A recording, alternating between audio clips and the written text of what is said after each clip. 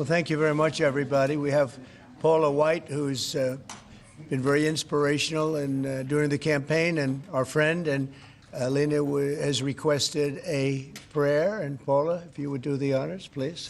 Thank you. So honored, sir. Thank you.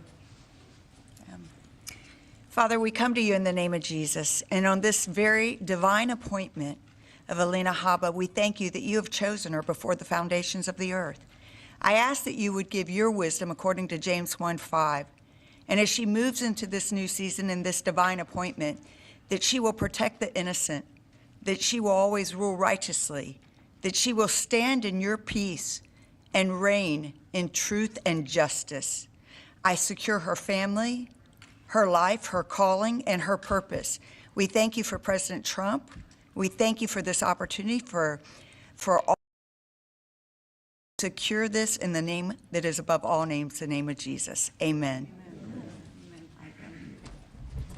Thank you very much, Paula. Thank you, sir. Before we begin, we have a little announcement. It's just going to be put out over the wires that Skadden Arps, the highly respected firm, Skadden Arps, Slate, Meagher, and Flom, announced the following agreement regarding a series of actions that were taken by Skadden.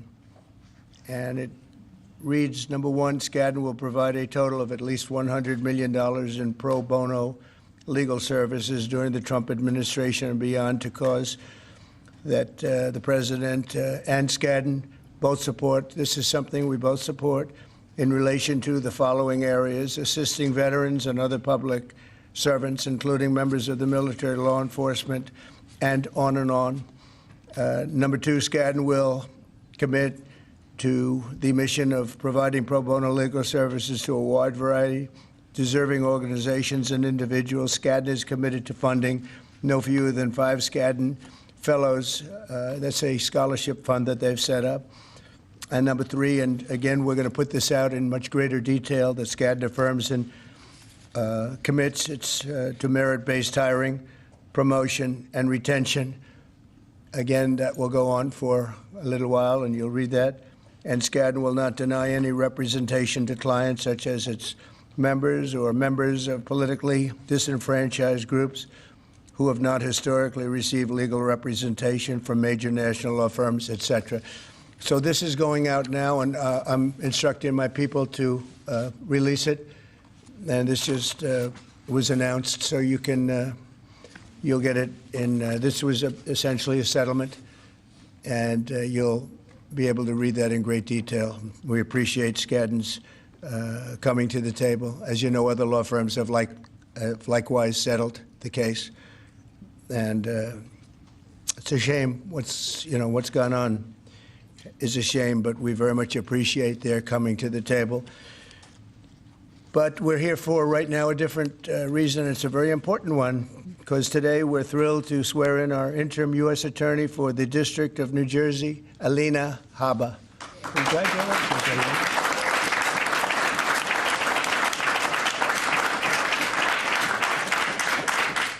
And I want to just congratulate, along with your husband, Greg, and your children, your wonderful parents who I've gotten to know over the years, great parents and a great family, so congratulations. And to Luke, Chloe, and Parker, that's great. You're proud, right, of your father and your mother, right?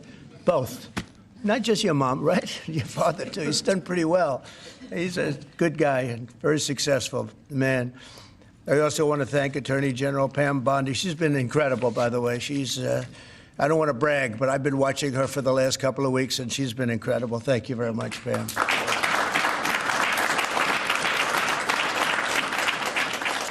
And a couple of others who have been really outstanding. Secretary of Commerce Howard Lutnick. Thank you, Howard. Thank you very much. And I think I see Scott there. He has been, this is somebody at the Treasury. Nobody's going to outfox Scott, right? Nobody. And he's waiting for Liberation Day, right, which is April 2nd. We wanted to do it April 1st, but that has some negative connotation. And I see Sebastian Gorka there. Thank you, Sebastian, very much. That's very much. Kevin, thank you very much. We have great people. Susie Wiles, most powerful woman in the world. was just rated the most powerful woman in the world. If you think about it, I guess it's true when you think about it. Anyway, thank you, Susie. And Director Kash Patel. Where's Kash? Kash is fantastic. Fantastic. Thank you, Kash. So Alina is a proud New Jersey native. She was born and raised in Summit and now lives in Bernardsville with her family, beautiful area of our country. After a career leading a successful law practice in the state, very successful, Alina joined my legal team several years ago and helped spearhead the effort to defeat the corrupt and grotesque weaponization of our justice system. She was very effective at doing it, and I want to thank you for doing it. You took a lot of abuse, and now they're all sort of apologizing. So anyway, but we appreciate it. Great job you did. Thank you for allowing her to do it, because your life wasn't made any easier, was it? Huh? They even came after him. They didn't come after the kids. They would have waited about a year or two. You're very lucky. You're very lucky. But through her work, Alina became a nationally recognized warrior for the fair, equal, and impartial rule of law. She also served as a key member of my successful 2024 campaign for president. You saw her doing a lot of explaining and doing it very well. And upon my inauguration, she joined the White House as senior staff. She was a senior staff member as the counselor to the president, and she counseled me very well. Alina has been named to the Super Lawyers Rising Stars list every year since 2014, and also earned a spot on the top 100 lawyers in America numerous times. As a young person, it's very unusual to have achieved that. As U.S. Attorney for New Jersey, Alina will work tirelessly to weed out crime and corruption and restore law and order to the Garden State, as we call it. It's the Garden State. It's a great place. I think it's highly underrated. It's a great place to be and to live, and we all love it. Under the last administration, violent crime in New Jersey, however, rose more than 60%. And under the last administration, violent crime throughout the country rose at levels that are higher than that and unacceptable. And we're bringing it down, and we're getting rid of a lot of bad people. They're being taken out. And we hope this court system that's become so active all of a sudden in trying to protect some very, very bad people of crime, they have to stop. They have to let us do the job. We were elected to do the job. They shouldn't be interfering in that. It's a very sad thing that's going on. Nobody can even believe it.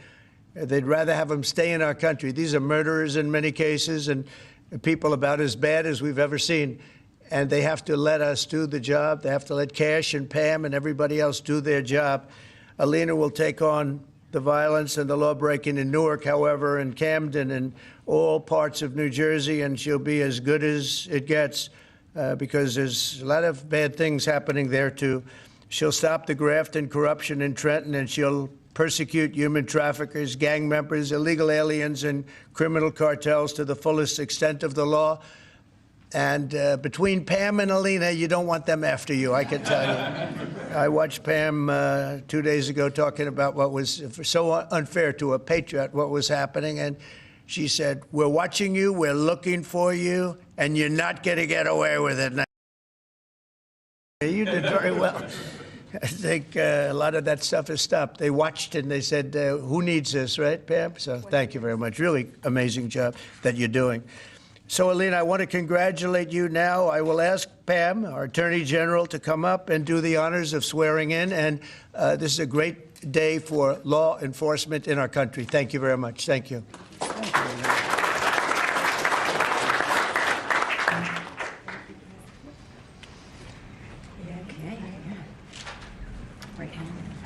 Place your left hand on the Bible, all right, and raise your right hand.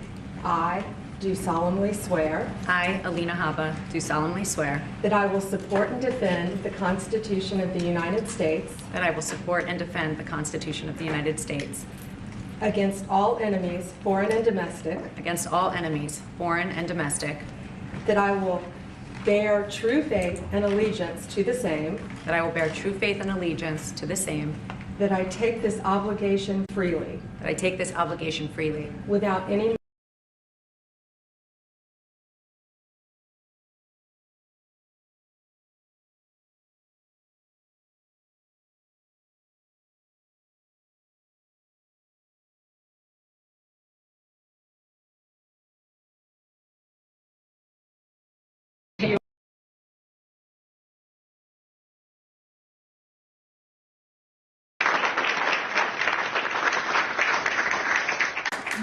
Thank you so much, President Trump. Thank you, Pam Bondi. Thank you, more importantly, to every person in this room. There are so many people that I won't even try to start naming them. I would not be standing here today if it was not for the man to my right. If, as a person who's a first-generation American, with parents that came in legally, I would like to say that I do not ever, ever take for granted that every dream that I ever could have imagined, I have surpassed because of this administration, because of President Trump. 4 years ago, he entrusted faith in me as his personal attorney, and I have been on the journey of a lifetime every single day for that. But I have also been with him through some very dark days when I lost faith in our justice system, when I saw things that I never, ever thought I would ever see. And from being outside the courtroom steps, defending him and defending our great nation, I saw the most resilience I've ever seen in my life. This man kept fighting for America, and I'm just so honored that now I get to fight for the state of New Jersey. I will do a good job, sir. I will clean it up, and we're going to make New Jersey great again. Thank you so much. Thank you.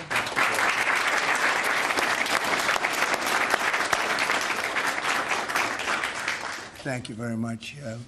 Do you have any questions, please? Mr. President, Canada's Prime Minister says that they will be implementing retaliatory tariffs. You said if that were to happen, that you would be responding with large-scale tariffs. Will you be following through with that promise?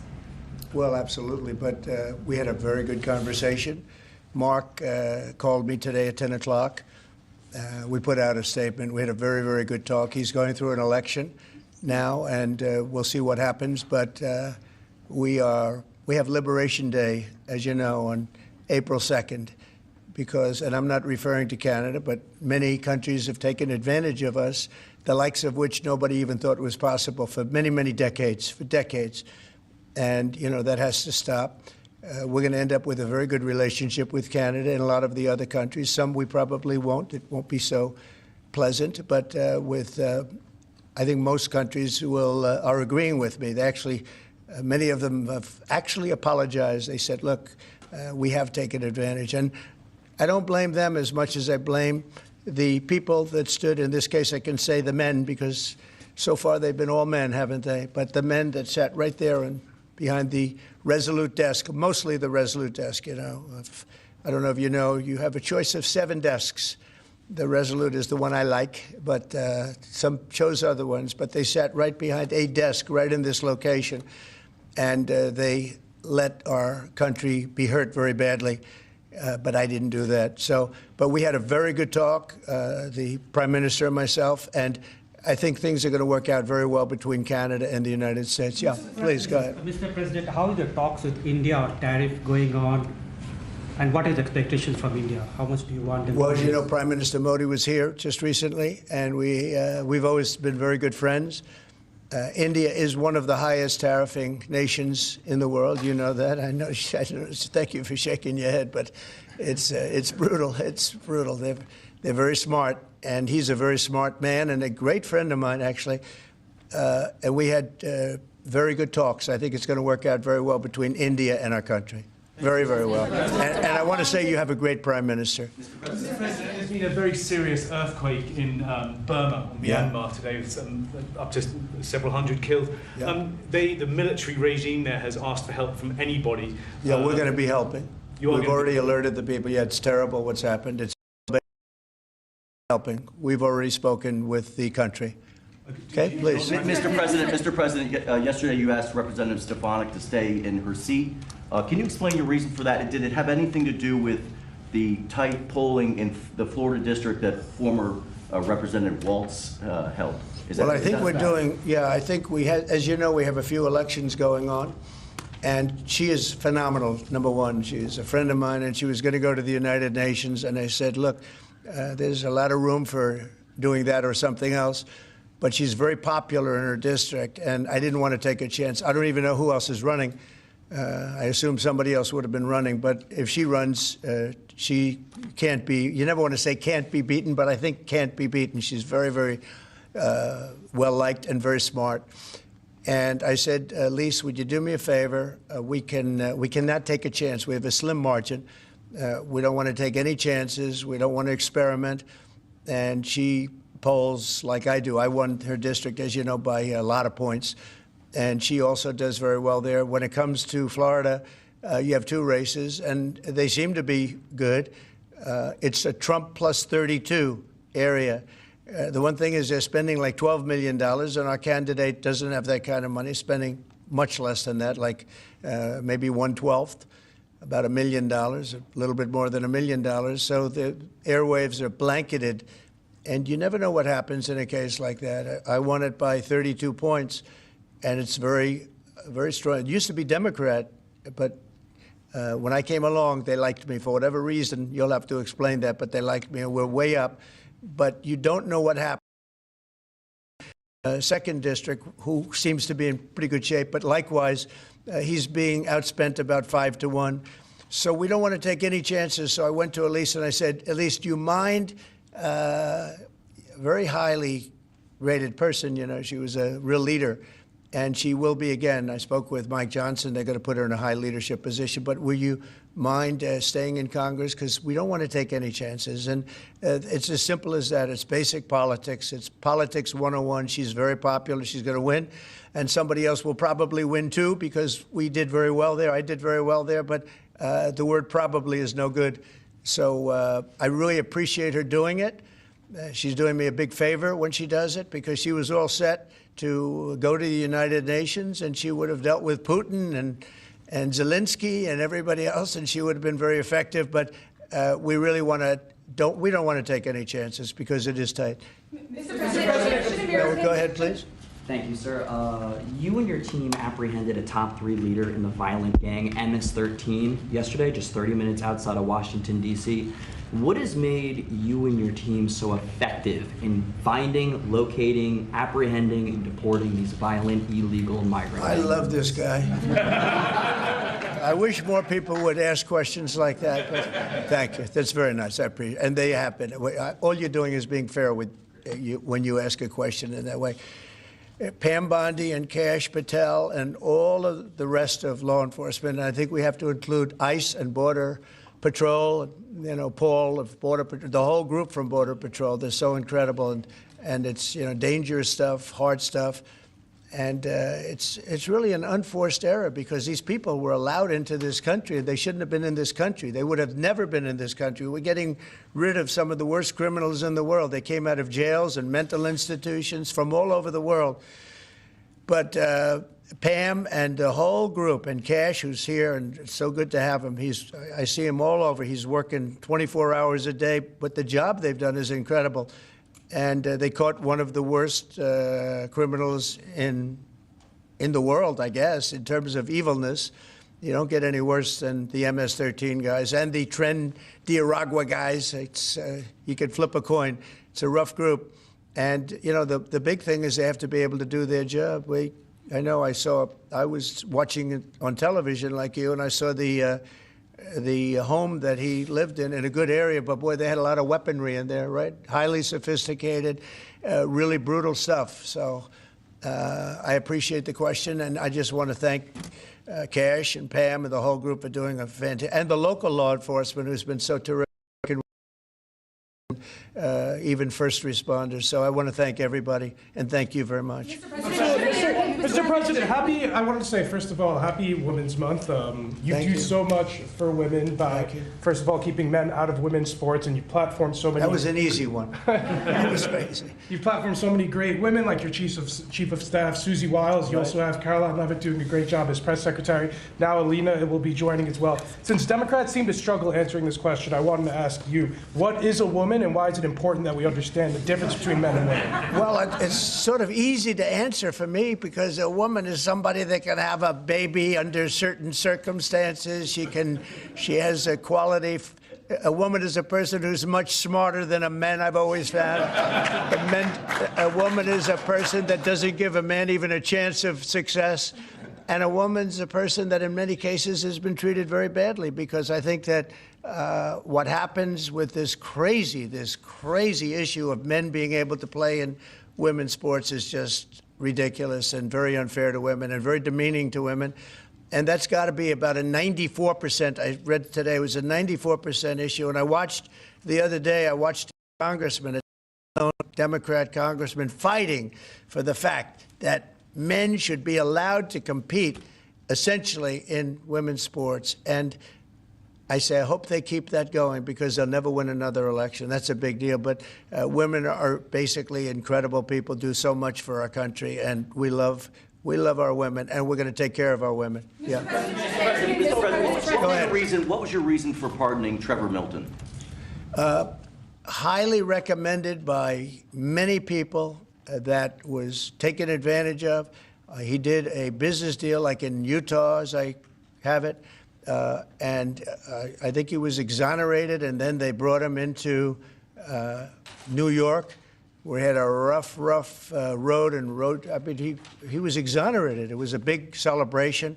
Again, I don't know him, but I was. They say it was very unfair, and they say the thing that he did wrong was he was one of the first people that supported a gentleman named Donald Trump for president. He supported Trump. He liked Trump. I didn't know him, but he liked him. It was in Utah, and they went after him. They went after his family. They went after his businesses. And he was, I believe, exonerated, and then they went after him again, and they brought him this time into Manhattan, and he had nothing to do with Manhattan. And they got him, and I said, that's unfair. There are many people like that. They support Trump, and they went after him. You don't realize this is a vicious group of people that were in this office before us. This is a vicious group. They're violent. What they were doing to people, and you could go story after hundreds and even thousands of stories, and they went after this man. And when I heard about it, I said, nope, not going to happen. They destroyed 5 years of his life. He fought for 5 years of his life, and he did nothing wrong. And he's a good person. And basically, I had these fantastic recommendations about him from people that you know very well, all top-of-the-line people. They thought it was a horrible thing. There are many such cases, by the way, many such cases. Mr. President, should Americans buy cars now if they want to avoid higher prices? Thank you, Mr. President. Have you spoken with Vladimir Putin about buying weapons from Iran and from North Korea? Not about specifically that, no, I haven't. Well, that seems to be an issue that you want to make important is... Well, I'm making all issues important. You got a lot of important issues. You also have the children issue that's important. You know, it's a lot of children are living in Russia right now. That's a horrible situation that would have never taken place if I was and the country is being decimated. But, you know, they're losing 2,500 on average young men, mostly men, almost in all cases men, actually, but young men every single week, 2,500, and they're not from our country. They're from Ukraine and they're from Russia, but it's human lives, and if we can get it stopped, and I think we're making progress. But there's a lot of ill will between the parties. Should Americans buy cars now if they want to avoid higher prices? And then just to follow No, I don't think so. I think you're going to have a country that's going to boom. I just spoke to Tim Cook of Apple. He's investing $500 billion in the United States, which he would have never, he told me, I would never have done it if you lost the election, and I would have never done it if there wasn't a tariff system that is an incentive for people to come. And remember, there are no tariffs. All you have to do is do your work right here. If you have your company here, if you build your product, make your car, or whatever it is you're making, no tariffs. And we're going to have, I think, Scott, I would say we're close to $4 trillion, even going close to $5 trillion. Now, we haven't had that for years. If you add up years, they haven't invested like that. And here we are in 2 months. We think we're up to close to $5 trillion of investment. They're going to build car plants. They're already building. Many of them have already started. And if you build a car in the United States, and one thing that I just spoke with John Thune about, I just spoke to Mike Johnson about, Speaker, we're going to do something that has never been done in this country before. I'm very proud to say it was my idea. And so sometimes a simple idea, they say, how'd you think of that one? It's so simple, it was never done. If you buy a car in the United States that's made in the United States, if it's manufactured here, when you borrow money, if you borrow money, you have interest payments, we're going to let you deduct the interest payment for income tax reasons. And I think that's going to more than pay for itself. I think people are going to be, they've never had a deduction. You know, deductions are supposed to be for like rich people, and it's unfair to have that. But rich people are I think I know more about deductions than any human being on earth. But, you know, the truth is that people that are middle-income people that buy a car and actually have to borrow money, they're going to now get an interest deduction on their car if it's made in the United States. If it's made someplace else, that won't take place. But car companies, as you know, are already expanding and building new plants. They've already started. And I think you're going to see numbers. Howard, you're seeing it, and Scott, you're seeing it. You're going to see numbers the likes of which you've never seen before. Yeah, please go ahead. The vice president is in Greenland right now. Do you have plans to expand U.S. military presence in Greenland? Is that We get along very well with Greenland. We get along very well with Denmark. We've always had a good relationship. Denmark does a lot of business in the United States. We don't do so much there, but they do a lot of business in the United States. And I think they want to see, I think everybody wants to see that work out. We need Greenland, very importantly, for international security. We have to have Greenland. It's not a question of, do you think we can do without it? We can't. If you look at Greenland right now, if you look at the waterways, you have Chinese and Russian ships all over the place. And we're not going to be able to do that. We're not relying on Denmark or anybody else to take care of that situation. And we're not talking about peace for the United States. We're talking about world peace. We're talking about international security. And right now, you look at it, you have warships all over the place going through right along Greenland. We're not going to let that happen. We cannot let that happen. Or if it's going to happen, we have to be protective of our country. And more important, really protection not only of our country, of the world. So Greenland is very important. In modern-day weaponry makes Greenland 100 years ago, less so. But also, would you like to visit Greenland? If you notice, also some of those, you could call them roadways, okay? They're water roadways. But some of those areas are opening up, and they're opening up icebreakers out there. They're opening them, and by just nature, they're opening them, and they're headed right into China, right into Russia. And we have no choice. The answer is he's there with his wonderful wife, Usha. They're there right now. They landed a couple of hours ago, and they will represent us well. But Greenland's very important for the peace of the world, not us, the peace of the entire world. And I think Denmark understands it. I think the European Union understands it. And if they don't, we're going to have to explain it to them. Would you like to visit? Would you like to visit Greenland? Iranian drones are attacking Ukraine every day. Let's say it. Iranian drones are attacking and killing Ukrainians every day. Why aren't you doing something about that? Well, we're going to see what happens with that. I'm getting reports on that, and we're looking at a report. You're right. They make a lot of drones. Iran makes a lot of drones. They make very effective drones, too. They do very effectively at some things. But Iran is very high on my list of things to watch. And as you probably know, I sent them a letter just recently. And I said, you're going to have to make a decision one way or the other. And we're going to either have to talk and talk it out, or very bad things are going to happen to Iran. And I don't want that to happen. My big preference, and I don't say this through strength or weakness, my big preference is we work it out with Iran. But if we don't work it out, bad things are going to happen to Iran. Okay, thank you very much, everybody. Thank you. Thank you, everybody. Come on, Thank you, guys. everyone. Thank you, guys. Thank you, everyone. Quickly, thank you, everybody. Thank you.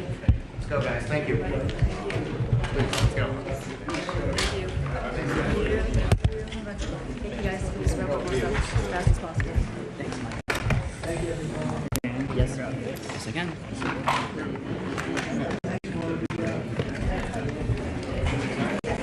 We're taking everything out right now? Sure. Yep, we won't. Thank you so much.